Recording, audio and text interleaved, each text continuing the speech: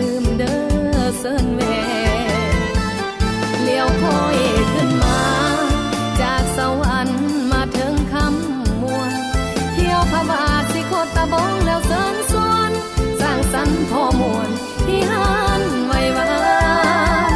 อยู่บ้านห้วยนางลีมาเที่ยวลินให้สุขสำราญแล้วค่อยกายผ่านขึ้นมาเที่ยวนครหลวงเวียงจันทน์มีงานสร้างสรรค์อยู่เวียงจันทน์อย่าลืมเดินหน้าทมสาวน้อยหน้ามนยังคอยท่าอยู่หันไว้วานอาหารแซ่บเป็นหนึ่งที่ต้องตามหลักอนามัยทางการขอบใจเด้อทุกท่านที่มาสร้างสรรค์อยู่หันไว้วานจะบ่ลืมคุณทานจากใจหันไว้วานขอขอบใจขอบใจ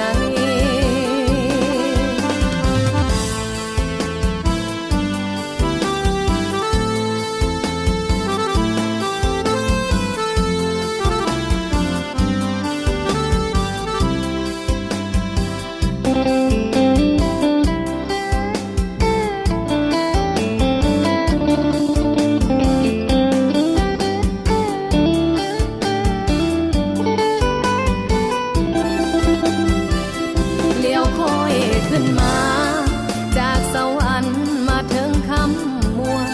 เที่ยวพระบาทสิโคตะบองแล้วเซินสวนสร้างสรรค์พอมวลที่หันไว้วา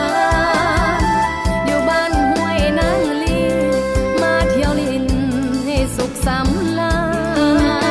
ญแล้วค่อยกายผ่าน